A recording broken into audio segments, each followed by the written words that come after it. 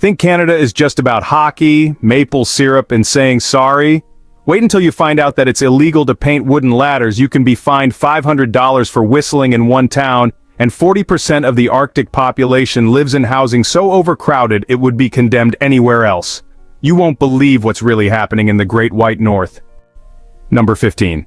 It's illegal to paint a wooden ladder in the entire province of Alberta, with violators facing workplace safety violations and potential criminal charges. According to the Alberta government's Occupational Health and Safety Code, a person must not paint a wooden ladder. This bizarre regulation exists because paint can hide dangerous cracks, rot, or structural damage in wooden ladder rungs, creating deadly safety hazards that could kill workers who trust their lives to compromised equipment. You heard right. The government literally criminalizes home improvement activities that most people consider routine maintenance, treating ladder painting like a public safety threat equivalent to reckless endangerment. Picture hardware store employees in Calgary refusing to sell paint to customers who mention ladder projects, and workplace safety inspectors conducting surprise raids on construction sites specifically to examine ladder paint jobs. The law reaches absurd extremes during home inspections where perfectly functional painted ladders must be discarded and replaced with unpainted alternatives, creating unnecessary waste and expense for homeowners who unknowingly broke provincial safety codes. Here's the funny part. You can legally paint aluminum, fiberglass, or steel ladders without restriction, making the wooden ladder prohibition seem arbitrary rather than scientifically based. Wait until you find out that this regulation has spawned a black market for pre-painted wooden ladders imported from other provinces, where Alberta residents smuggle painted ladders across provincial borders like contraband goods to avoid the expensive requirement of purchasing new unpainted equipment. Number 14. In the town of Petrolia, Ontario, whistling is completely illegal and can result in a $500 fine plus potential jail time for repeat offenders. Petrolia, a small town in Ontario, has an unusual law that prohibits whistling. This law was originally enacted in the 1800s when Petrolia was a booming oil town where whistling could be mistaken for emergency signals used to coordinate dangerous drilling operations, but the regulation remains fully enforceable today despite the absence of any active oil wells. You heard right. Making musical sounds with your lips in this town makes you a criminal, turning casual human expression into a punishable offense that can result in arrest and prosecution. The enforcement creates surreal situations where police officers patrol downtown areas, specifically listening for illegal whistling, with officers trained to distinguish between prohibited whistling and legal humming or singing. Think this sounds unbelievable? Local residents have developed elaborate workarounds, including using smartphone apps to play recorded whistling sounds that technically don't violate the law since the person isn't physically whistling. Here's where it gets bizarre. The law applies only to human whistling, so dog whistles, referee whistles, and tea kettles remain perfectly legal, creating a regulatory environment where mechanical whistling devices are encouraged while human vocal cords are criminalized. Wait until you find out that Petrolia's tourism board actually promotes whistle-free weekends as a unique selling point, attracting visitors who want to experience life in Canada's only silent town, where human whistling has been banned for over 120 years. Number 13. Canada has more than 2 million lakes, but about 36% of the population lives within 100 kilometers of the Great Lakes, creating massive regional inequality where some areas have infinite freshwater while others face severe shortages. The numbers reveal an incredible geographic paradox. Canada contains 20% of the world's freshwater reserves across just over 2 million lakes, yet northern communities pay $15 per liter for bottled water flown in from thousands of kilometers away because local water systems are either contaminated or, honestly, just non-existent. You heard right. A country with more fresh water than any other nation simultaneously has some of the world's most expensive drinking water in regions where lakes are literally visible from residential windows. This distribution creates extreme regional disparities where southern Ontario residents enjoy unlimited access to high-quality municipal water costing a fraction of a cent per liter, while Arctic communities 500 kilometers away pay 7,500 times more for basic hydration needs. Picture families in Nunavut spending $400 monthly on bottled water while their neighbors in Toronto take 20-minute showers without even considering costs. Here's the scary part. Climate change is making this inequality worse as northern permafrost melts, contaminating previously safe water sources with mercury and other toxins that make local lakes unusable despite their abundance. Wait until you find out that some northern Canadian communities have been under boil water advisories for over 25 years, meaning entire generations have grown up never experiencing safe tap water, even though they live in a country famous for pristine wilderness and environmental protection. Number 12. Clear sodas in Canada cannot legally contain caffeine, making Sprite and 7-Up fundamentally different products than their American counterparts and honestly, confusing millions of tourists. Clear sodas are just not allowed to contain caffeine in Canada. This regulation comes from Health Canada's belief that caffeine should be visually identifiable in beverages, with the assumption that clear drinks appear innocent and might trick consumers into unknowing caffeine consumption, especially kids who associate clear sodas with non-stimulant beverages. You heard right, the Canadian government regulates soda transparency like a controlled substance, creating a sort of parallel universe where identical brand names contain completely different ingredients depending on which side of the border you're shopping. The policy forces major beverage companies to maintain separate production lines, ingredient lists, and marketing strategies for Canadian markets, with Coca-Cola spending millions annually to reformulate clear beverages specifically for Canadian regulatory compliance. Think this doesn't affect daily life? Think again. American tourists regularly experience caffeine withdrawal during Canadian vacations because their familiar clear sodas no longer provide the expected stimulation, leading to headaches and fatigue that they often blame on travel stress rather than regulatory differences. Here's where it gets weird. Caffeinated clear sodas are completely legal in restaurants and bars where they're mixed with alcohol, creating the bizarre situation where adding vodka to a clear soda makes the caffeine legally acceptable to Canadian authorities. Wait until you find out that this regulation has created a thriving cross-border smuggling market where Americans import Canadian caffeine-free clear sodas while Canadians smuggle caffeinated versions from the United States, treating soft drinks like prohibited substances subject to international trade restrictions. Number 11. Canadian money is completely waterproof, indestructible, and impossible to counterfeit, but costs 19 cents per bill to produce compared to 5 cents for American paper money. Canada's polymer currency represents the most advanced anti-counterfeiting technology on Earth, featuring holographic elements, transparent windows, and raised textures that make forgery virtually impossible. Yet the production costs are so astronomical that each $5 bill costs nearly as much to manufacture as its face value suggests it's worth. You heard right? Canadian money is engineered like space technology, surviving washing machines, dishwashers, and even brief encounters with fire, making it practically indestructible compared to the fragile paper currencies used elsewhere. The polymer bills contain microscopic features visible only under specific lighting conditions, metallic foils that change color when tilted, and transparent sections that align perfectly when bills are held up to light, creating currency that functions like miniature works of art, rather than just simple financial instruments. Picture doing laundry and finding perfectly intact $20 bills in your pants pocket after a complete wash and dry cycle, or accidentally dropping money in swimming pools and retrieving it hours later with zero damage to the currency's integrity. Here's the funny part. The indestructible nature of Canadian money has actually created unexpected problems for businesses whose cash registers and counting machines were designed for paper currency, and now frequently jam when processing the slick polymer bills.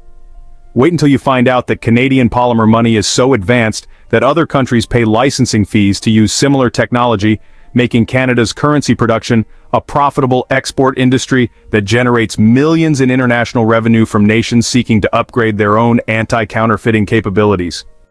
Number 10. In Nunavut, the Arctic territory covering 2 million square kilometers, there are only 25 kilometers of paved roads total, making it larger than Mexico but with less road infrastructure than a typical suburban neighborhood. The scale is just mind-boggling. Nunavut encompasses 1/5 of Canada's total landmass, with 38,000 residents scattered across an area larger than Western Europe, yet possesses fewer paved roads than exist in a single Manhattan city block, forcing residents to rely on snowmobiles, all-terrain vehicles, and seasonal ice roads for transportation. You heard right. An entire Canadian territory covering 2 million square kilometers has built fewer roads than most shopping mall parking lots, creating a transportation system that honestly hasn't fundamentally changed since the 1800s, despite modern technology and government funding. The lack of road infrastructure forces extraordinary adaptations. Residents regularly drive across frozen lakes and rivers during winter months, using GPS coordinates to navigate unmarked ice highways that exist for only 4 or 5 months annually before melting into impassable waterways. Picture ordering Amazon deliveries to communities accessible only by airplane, helicopter, or seasonal barge service, with shipping costs often exceeding the value of purchased items and delivery times measured in months rather than days. Here's the scary part. Medical emergencies requiring hospital treatment often necessitate expensive helicopter evacuations costing $50,000 to $100,000 per flight, since ground ambulances just can't reach most communities year-round due to the absence of connecting roads. Wait until you find out that building just 100 kilometers of new paved road in Nunavut costs approximately $50 million due to extreme weather conditions, permafrost engineering challenges, and the logistical nightmare of transporting construction materials to locations accessible only by aircraft during brief summer construction seasons that last 6 to 8 weeks annually. Number 9. Canada has more donut shops per capita than any other country, with Tim Hortons alone operating 5,352 locations for 38 million people, creating a donut-to-citizen ratio that actually exceeds McDonald's global expansion. The numbers reveal an obsession that's honestly bordering on addiction. Canadians consume 1.1 billion donuts every year from Tim Hortons alone, and that's not even counting all the independent bakeries, grocery stores, or competing chains, which means the average Canadian eats 29 Tim Hortons donuts per year, plus, even more from other sources. You heard right. Canada has achieved donut saturation levels that actually exceed coffee consumption in most other countries, turning a simple pastry into a cultural institution that, in a way, defines national identity more powerfully than government symbols or historical landmarks. This donut density creates these surreal urban landscapes where multiple Tim Hortons locations operate within walking distance of each other, competing directly for the same customers while somehow maintaining profitable operations in markets that would seem impossibly oversaturated.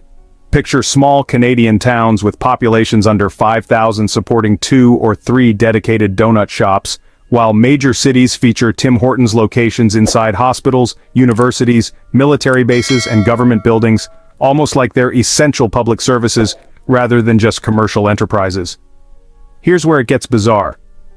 Canadian donut consumption has become so integral to daily life that workplace productivity studies actually measure donut break frequency as a significant factor in employee satisfaction and corporate culture, with companies offering donut benefits as recruitment incentives on par with health insurance or retirement plans. And wait until you find out that Tim Hortons' influence even extends beyond food service into Canadian emergency preparedness, with locations designated as official warming centers during power outages and natural disasters, making donut shops part of the national infrastructure for public safety and community resilience. Number 8. It's illegal to kill a Sasquatch in British Columbia, with the law specifically protecting Bigfoot under wildlife conservation regulations that treat the mythical creature as an endangered species. British Columbia's Wildlife Act actually contains explicit provisions prohibiting the hunting, trapping, or killing of Sasquatch, imposing the same legal protections given to grizzly bears, mountain lions, and other genuinely endangered species, even though there's zero scientific evidence that the creature exists. You heard right. The Canadian government has created legal frameworks protecting a mythical being from hunters who might, encounter it during legitimate wildlife expeditions, treating folklore just as seriously as biological conservation science. The legislation was enacted after lobbying from indigenous communities who consider Sasquatch encounters part of traditional spiritual practices, combined with tourism industry pressure to preserve the mystery that attracts thousands of cryptozoology enthusiasts to British Columbia forests every year. Think this law has no practical impact? Think again. Hunting guides have to inform clients about Sasquatch protection laws during safety briefings, and conservation officers actually have legal authority to prosecute hunters who claim to have killed or injured the creature, regardless of whether there's any evidence to support those claims. Here's the funny part.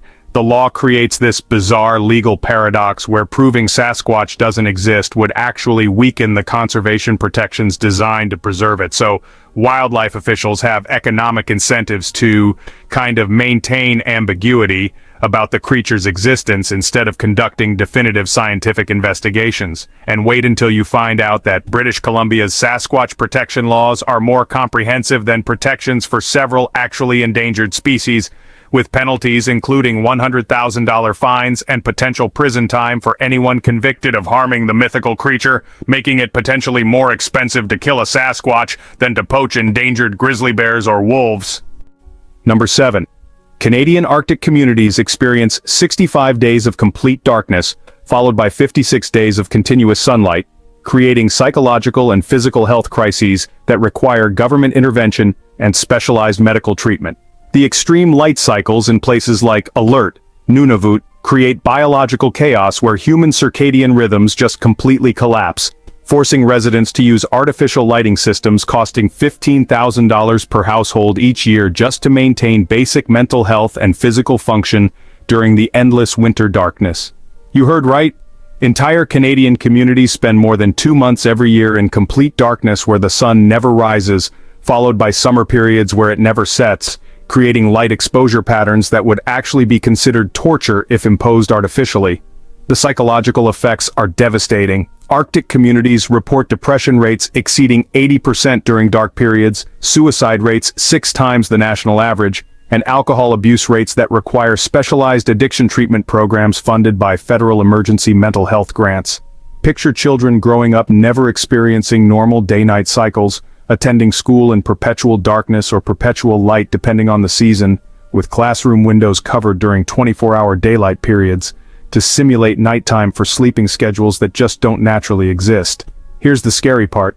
The extreme light conditions cause medical emergencies including seasonal affective disorder so severe it requires antidepressant medications at dosages that would be considered dangerous in southern climates, plus vitamin D deficiencies that cause bone density problems typically seen in elderly patients, even though they're affecting healthy young adults. And wait until you find out that the Canadian government maintains strategic reserves of specialized, full-spectrum lighting equipment specifically for Arctic communities, treating artificial sunlight like emergency medical supplies that have to be distributed during mental health crises caused by natural light cycles that make normal human life nearly impossible for half the year. Number 6. Canada has 2 official languages, but 22% of federal government jobs require fluency in both English and French, creating employment discrimination that excludes millions of qualified candidates based solely on linguistic ability rather than job performance skills. The bilingual requirement extends far beyond translation or communication roles to include positions like accountants, computer programmers, and maintenance workers, where linguistic ability has no connection to job performance. Yet candidates are automatically disqualified regardless of their technical expertise or professional qualifications. You heard right.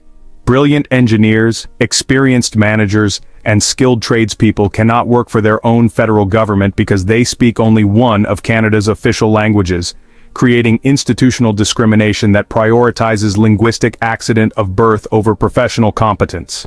This policy forces highly qualified professionals to spend years studying languages irrelevant to their careers, with many abandoning federal employment aspirations entirely rather than investing thousands of hours learning French or English for jobs that don't require bilingual communication in practice.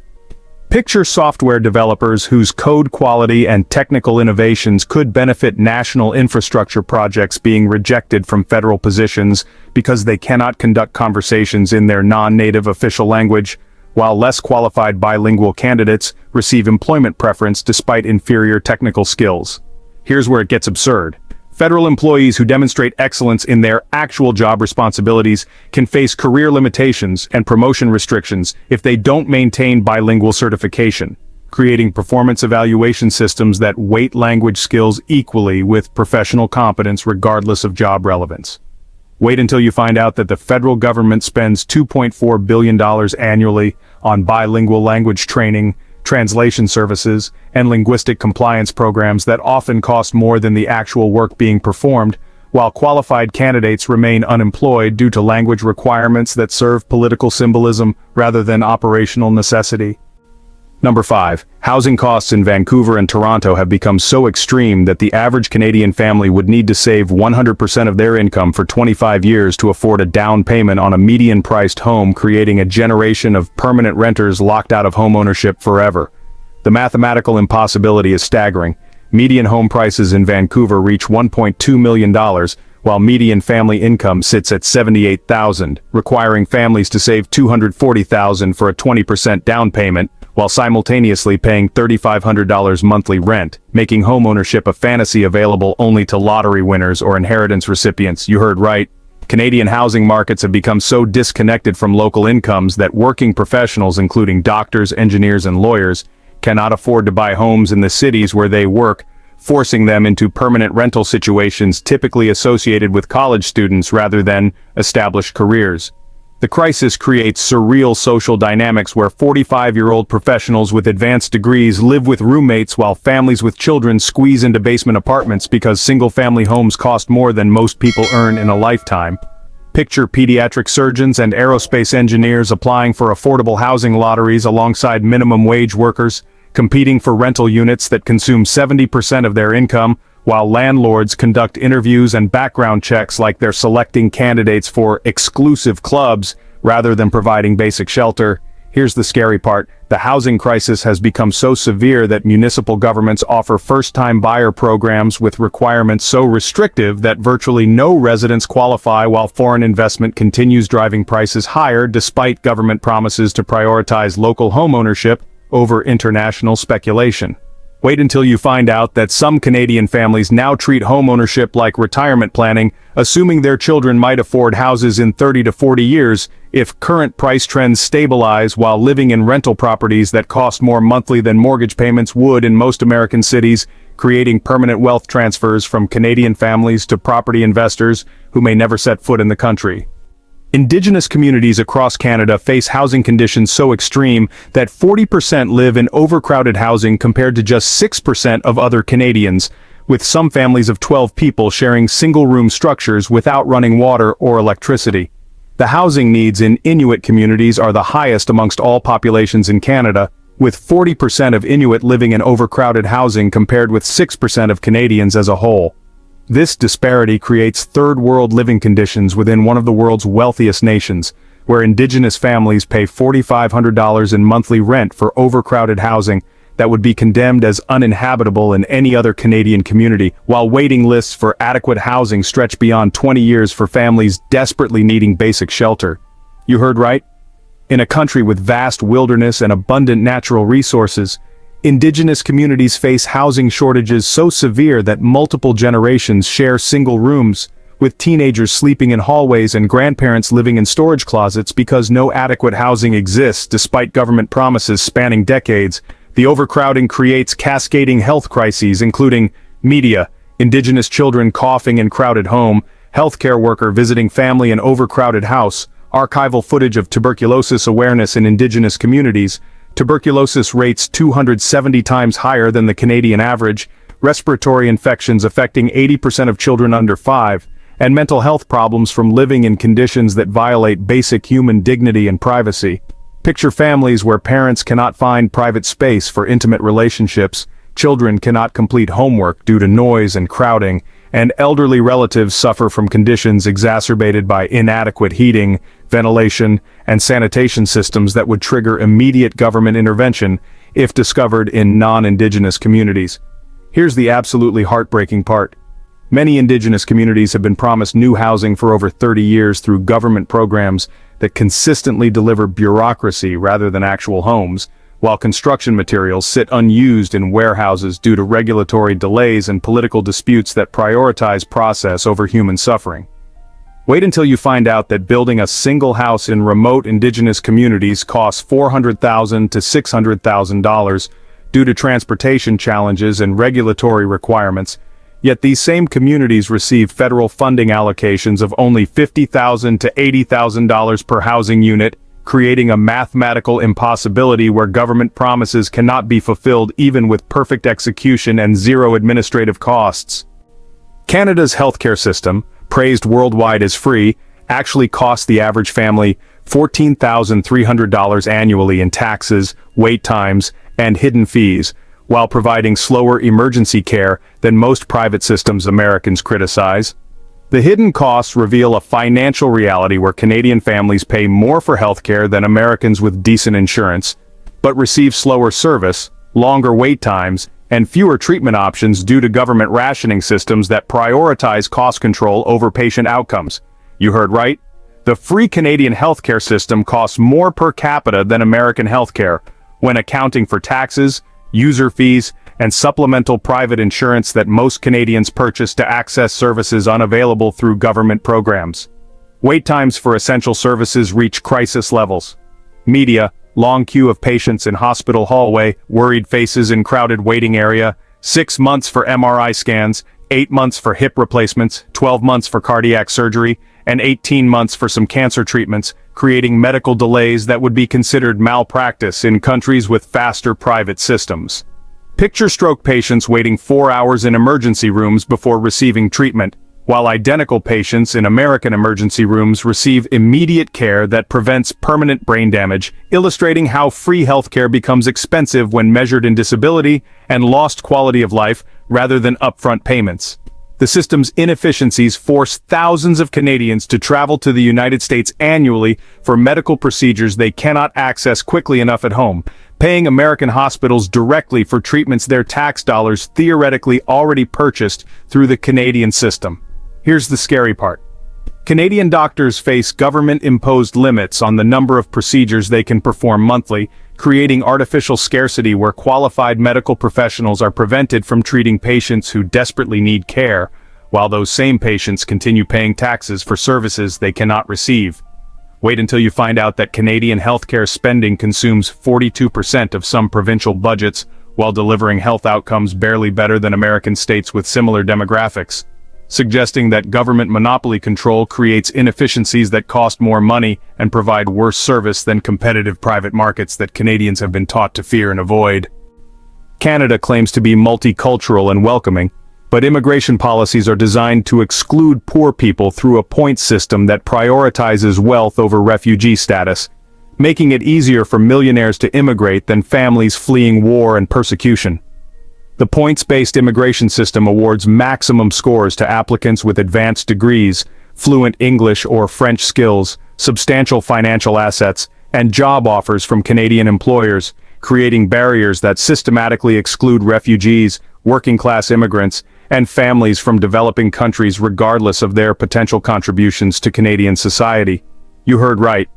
Canada's immigration system functions like an exclusive club that welcomes wealthy, educated immigrants while rejecting desperate families whose children could become productive Canadian citizens if given opportunities that the current system denies based on economic class rather than human potential. The express entry system requires minimum scores achievable only by university graduates with professional work experience and substantial savings, meaning that refugees fleeing violence, persecution, and poverty are automatically excluded from most immigration pathways, despite Canada's international reputation for humanitarian values and refugee protection.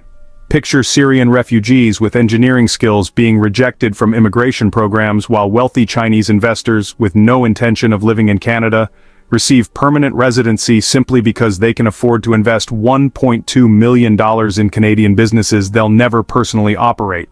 Here's where the hypocrisy becomes obvious. Canada loudly promotes multiculturalism and diversity while maintaining immigration policies that favor white-collar professionals from wealthy countries over blue-collar workers, farmers, and artisans whose skills built Canadian society, but who cannot score enough points under current evaluation criteria that prioritize credentials over character, work ethic, or community contribution. Wait until you find out that Canada accepts fewer refugees per capita than Turkey, Lebanon, or Jordan, countries with far less wealth and resources, while spending billions on immigration infrastructure designed to attract wealthy investors rather than protect vulnerable people who actually need safe haven from violence and persecution. The ultimate contradiction emerges when examining outcomes. Wealthy immigrants who qualify under current points systems often struggle to integrate culturally and professionally, while rejected refugee families who would work hard and contribute positively to Canadian communities never receive opportunities to prove their value because the system measures financial assets rather than human potential. Number 1. Canada is headed for demographic collapse with the lowest birth rate in Canadian history. At 1.4 children per woman, requiring 400,000 new immigrants annually just to maintain current population levels, essentially replacing the Canadian-born population with foreign nationals within 50 years. The demographic mathematics are terrifying. Canadian families are producing 0.7 fewer children per woman than needed for population replacement, while death rates accelerate as baby boomers age, creating population decline that can only be prevented through massive immigration programs that fundamentally transform Canadian society's ethnic, cultural, and linguistic composition within decades. You heard right? Canada faces the same demographic destiny as Japan and South Korea, where aging populations and low birth rates create economic collapse as too few young workers support growing numbers of retirees. Except Canada masks the crisis through immigration Canadian-born citizens with foreign nationals, rather than addressing underlying causes of declining fertility. The birth rate collapse stems from housing costs that make family formation impossible, childcare expenses exceeding mortgage payments in most cities, and cultural shifts that prioritize individual careers over family responsibilities, creating conditions where raising children becomes an unaffordable luxury available only to wealthy families or government dependents. Picture Canadian maternity wards closing due to lack of patients, elementary schools converting to senior centers, and entire neighborhoods becoming retirement communities as young Canadian families move abroad seeking affordable family life that no longer exists in their birth country. Here's the absolutely terrifying part. Current immigration levels must increase every year to offset accelerating population decline, meaning Canada needs 500,000 new immigrants annually by 2030, 700,000 by 2040, and over 1 million by 2050, just to maintain current population numbers, transforming immigration from cultural enhancement into demographic replacement. Wait until you find out that Statistics Canada projects that by 2041 over 50% of Canadians will be foreign-born or have foreign-born parents, making Canadian-born citizens a minority in their own country, while immigration continues accelerating to compensate for birth rates that show no signs of recovery, despite government incentives and social programs designed to encourage family formation. The ultimate irony reveals how Canada's success at attracting immigrants masks its failure at creating conditions where Canadian families can afford to raise Canadian children, turning immigration policy into a band-aid solution that addresses demographic symptoms while ignoring economic and social causes that make family formation impossible for growing numbers of Canadian-born citizens who choose careers and consumption over childbearing and family responsibilities. So, we've just discovered Canada's most shocking secrets, from illegal ladder painting to demographic replacement that's transforming the entire country. Which one completely stunned you the most? Have you ever experienced Canada's hidden weirdness that tourists never see? Share your wildest Canadian stories below and subscribe for more mind-blowing facts that reveal the truth behind countries' carefully crafted international images.